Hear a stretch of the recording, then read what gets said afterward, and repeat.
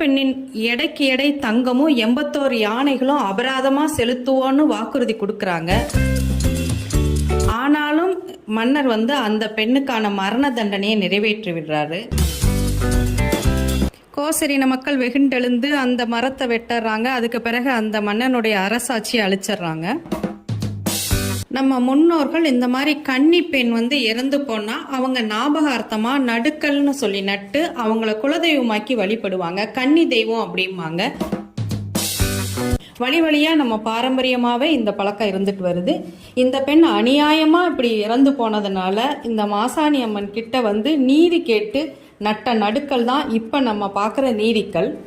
தங்கள் பெண்ணுக்கு கிடைக்காத நீதி இனி யாருக்கும் இந்த மாதிரி ஒரு துர்பாக்கிய நிலை வந்துடக்கூடாது, அதுக்கு இந்த நீதிக்கல்லும் இந்த அம்பாலும் நின்று காக்கணும் அப்படிங்கிற ரீதியில நடப்பட்டதான் இந்த நீதிக்கல். மாசாணி அம்மாள் தாயும் இந்த கன்னி தெய்வம்